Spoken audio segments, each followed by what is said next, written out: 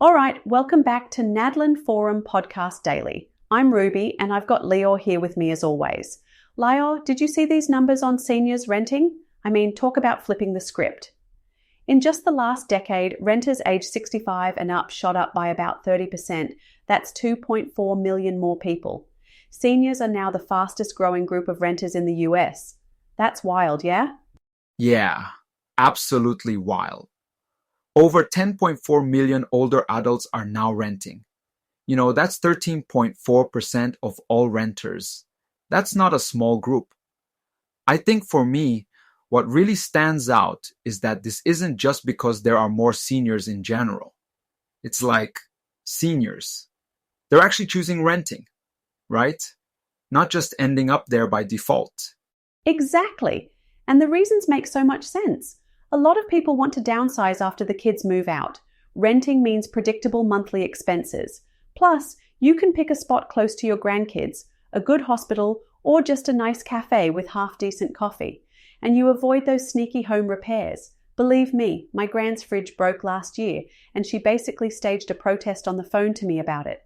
Nobody wants those maintenance surprises at that stage of life, for sure. And let's not forget property taxes. In some places, they are like a serious burden. When you rent, those costs are the landlord's problem. And if you need to move to be closer to family, or your situation changes, you've got flexibility. It's not easy to sell a house fast these days. Yeah, you're spot on. Actually, my grandma, she's always up for something new. She moved out of her family house in Melbourne last year. After 40 years in that home, she decided she'd rather have a fresh start in a rental.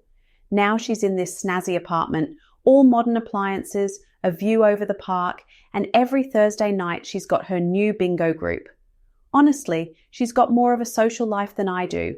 It's like renting unlocked this new lifestyle for her, just less hassle and a lot more fun. That's the dream. And, it also ties in with economic pressures too. High mortgage rates are really tough for seniors.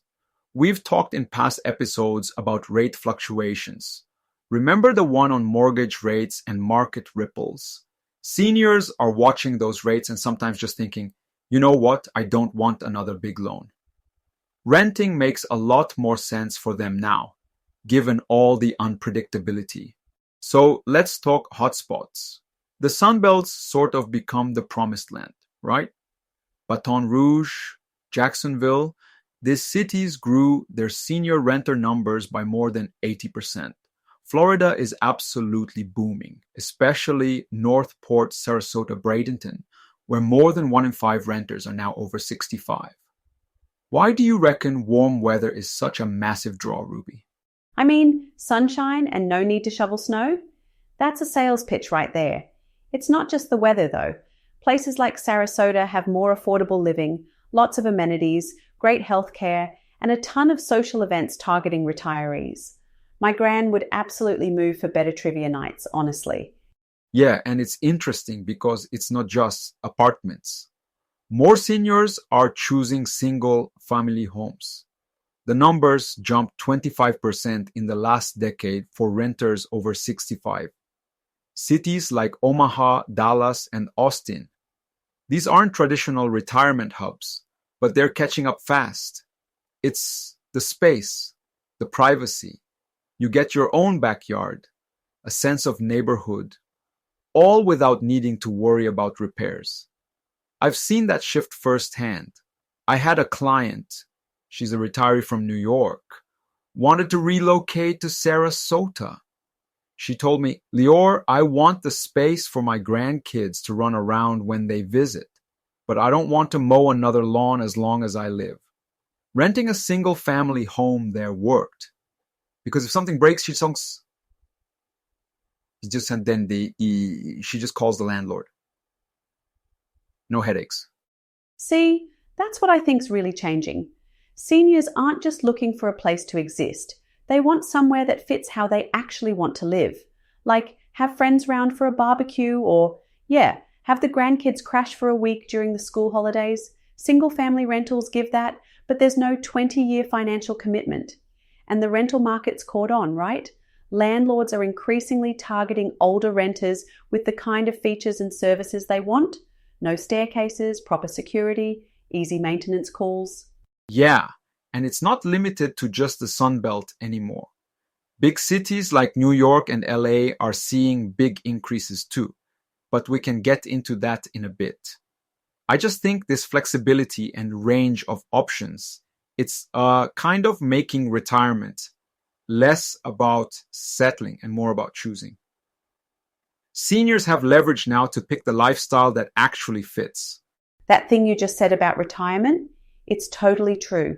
Renting used to be like what you did before you bought a house. Now it's this legit long-term choice. Seniors are really redefining what retirement looks like.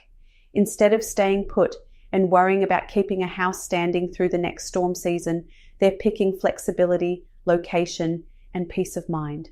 And like it's not just a trend in Florida anymore or the classic retirement towns. Right?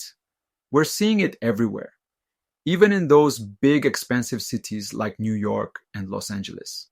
In New York alone, nearly 276,000 senior renters added in the last decade. LA added over 141,000. It's access to hospitals, arts, public transport, and that sense of community. It's also interesting because while seniors are stepping into the rental market in big numbers, younger renters are actually pulling back. That's the opposite of what a lot of people expect, right?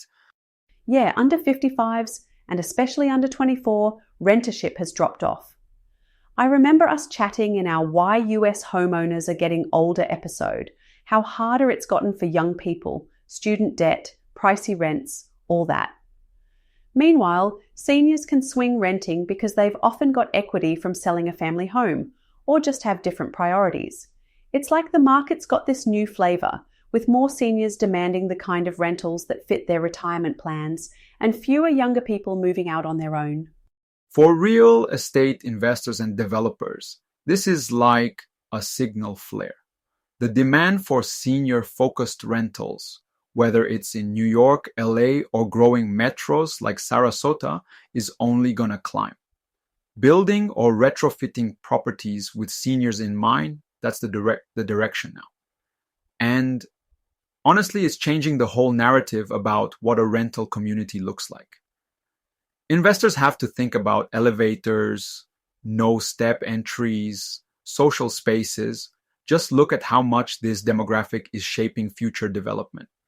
Yeah, the old stereotype of retirement was slowing down. Now it's about choice and freedom. If that means ditching the garden shears for Thursday bingo and no maintenance hassles, why not? Well, that's all for today's episode of Nadlin Forum Podcast Daily. This conversation is just getting started, honestly, and next week we'll dive deeper into how these trends are impacting property investors across the country. Leo, thanks for letting me ramble. No rambling, Ruby. Always great chatting with you. Thanks to everyone for tuning in. Catch you next time.